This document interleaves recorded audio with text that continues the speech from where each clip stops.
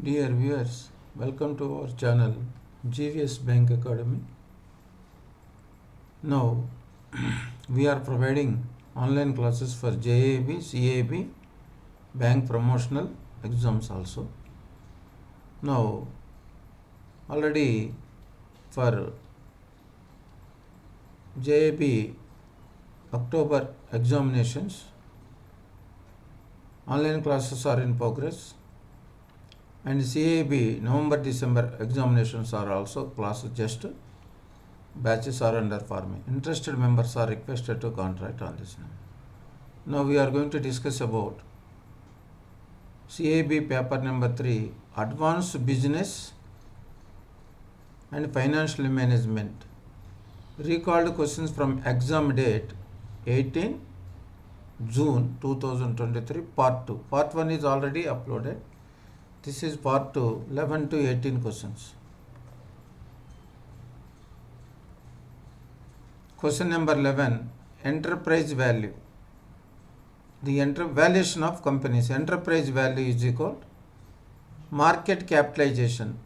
Market capitalization means market price of the company share into number of shares. That is called market capitalization plus total debt.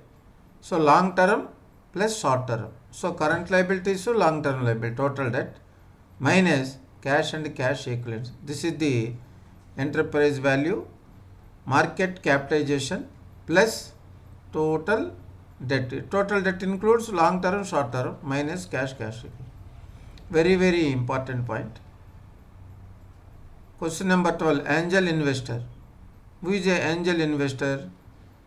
These investors must at least net tangible assets 2 crores, and these people are having prior experience in investing in new ideas, startup ventures or emerging or early stage venturing as serial of enterprise. It means these people are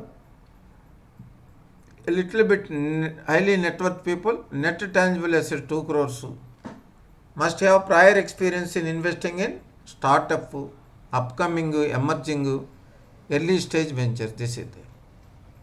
Question number 13, leveraged buyout, LBO.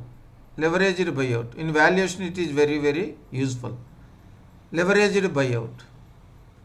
Purchase of a company by a small group of investors purchasing a company. That is called leveraged buyout. Especially these people are having specialists in the buyouts of companies, and how they are getting the funds?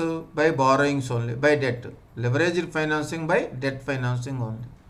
So small group of investors purchasing companies, they are specialists in buyouts, purchasing of companies, and the funds, how they are getting funds? Through from borrowed source, debt. That is it. Question number 14, advantages of SPAC, Special Purpose Acquisition Company. In the Advanced Business and Financial Management, Special Purpose Acquisition Company topic is very highly weighted topic. Special Purpose Acquisition Company.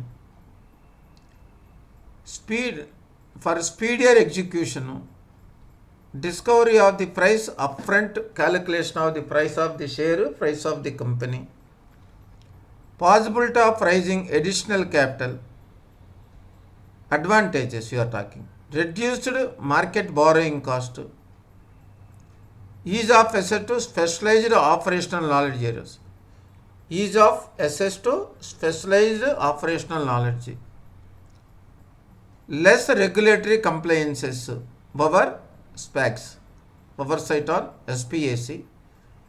It shorten the time. It also shorten the time it takes for a company to become publicly traded. Shorter time में it is going to be publicly listed. Publicly traded means listed. These are the advantages of special purpose acquisition companies. Speedier execution, discovery of the price upfront, possibility of writing additional capital, reduced market borrowing cost, ease of access to specialized operational knowledge, less regulatory compliances, shorten the time to become publicly traded. This is about the. Then 15th question, 5 marks case study. They had given 5 marks case study. Business analysis types. Business analysis types. 4 primary approaches to analyze business. Business analysis types. 4 primary approaches. Descriptive analytics. Descriptive analytics. That is 1. Diagnostic analytics, number 2. Predictive analysis analytics, number 3. Prescriptive analytics, number 4. These are the business analysis types. One is 4 methods are there. Descriptive analytics. What is the meaning? Interpretation of, analyzation of historical data and key performance indicators of the company. Descriptive analytics. Historical data over a period, time period data analysis, key performance indicators. Diagnostic analytics. Use of drill down and analysis of data. Data discovery, data mining, available data mining, and correlation to uncover the reasons behind particular occurrences. Diagnostic analytics. Use of drill down and deep digging of the data. Data discovery, data mining, correlation, this. Predictive analytics. Applying statistics to estimate and evaluate future outcomes. Predictive analytics. Applying statistics to estimate and evaluate future outcomes by employing statistical models, techniques derived from machine learning. Predictive analytics. This is applying statistics to estimate and evaluate future outcomes by employing statistical models, technique derived from machine learning. Prescriptive analytics. This approach makes use of data on previous performance. Based on previous performance to make recommendation for how similar situation should be managed in future. Based on previous performance, previous outcomes, to make recommendation how the similar situation may manage in the future. These are business analytics types. Descriptive analytics, diagnostic analytics, predictive analytics, prescriptive analytics. Then 16, very important, advanced business and financial management and ABM also, advanced bank management also, this is important. 16, management by objectives. Management by objectives. It was coined by Peter F. Drucker, the management specialist. Peter F. Drucker, it was coined. It creates much emphasis on short-term objectives. Management by objectives mostly concentrate on short-term objectives achievement. That is the main limitation also to MBO. Always goals are tangible, verifiable and measurable. Under MBO, goals are tangible, verifiable and measurable. This is there. Feedback will not be given on each employee. Under MBO, they cannot give the feedback on each employees. That is there. Sales should be increased by objective for each individual will be set by employee management. How they can increase the sales? The objectives will be targeted by employee as well as management, supervisor. Each person more likely to accept even a difficult goal. Once they are given, each person accept the target. An emphasis on the most important aspect is result, target oriented. An emphasis on the most important target oriented. This is the management by objectives. Peter Drucker concentrating on short-term objectives, Goals are tangible, verifiable, measurable. Feedback will not be given on each employee performance. Sales should be increased by, targets are going to be fixed by employee and management. Each person more likely to accept even a difficult goal, difficult task, difficult target. An emphasis on the most important aspect of the result. This is about the question number 16. Question number 17. TQM, Total Quality Management. Initially this approach was started after Second World War in the Japan. Now focus on management of organization for delivering high quality goods and services. What is the focus? Delivering of high quality goods and services to its customer. That is the total quality management. Initially it was started in Japan after the Second World. Deming, Jaran and Crosby were the three main contributors to the total quality approach. These are the three people, Deming, Joran and Crosby, three main contributors for this total quality management. What are the four main elements of this approach, total quality management? In each step, employee involvement is must. And always customer focus. Always customer focus. Third one, standardization. Everything is standardized. Continuous monitoring.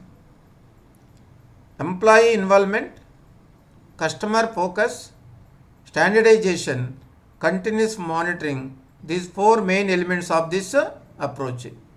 Employee involvement, customer focus, standardization, continuous. And Deming considered the quality of people more important quality of products. So it is emphasis on quality of the workforce, quality of the people more important than quality of products. He laid down the 14 principles on total quality management. How many principles he had laid down? 14 principles. And he considered the quality of people are more important than quality of the product. That is important. Then he laid down how many principles? 14 principles. This is also important. 18, last point for this presentation in this. International Valuation Standards, IVS, International Valuation Standards 105, Principal Valuation Approaches. As for 105 International Valuation Standards, what are the principal approaches methods? Market approach, income approach, cost approach. Three approaches under 105 IVS, International Valuation Standards 105, Principles of Valuation Approach. Market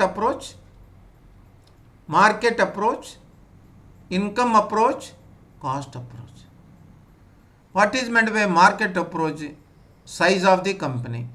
Market approach में what factors you have to see? Size, quantity, quality of the organization, other characteristics, comparison of the business with other business in the same industry of a comparable nature. Comparison of this business to other businesses which are comparable in nature, that is there. So market approach, size, quantity, quality, other characteristics, comparison of the business with other business. Income approach, second approach is income approach. Current value of the company's expected future earnings or cash flows. And you can say today's value, discounted value of future earnings or cash flows. DCF technique, you can say DCF technique. Okay, current value of the company's expected future earnings or cash flows. This is there. Cost approach or asset based approach, third approach, cost approach. This is fair market value of the company assets. Cost approach or asset based approach. Cost approach may also called as asset based approach. Fair market value of company assets. So overall, International Valuation Standards IVS 105, how many valuation approaches are there? 3. Market approach, income approach, and cost approach. These are the 8 up to these 18 questions today I had presented. Thank you very much for extending support to our YouTube channel.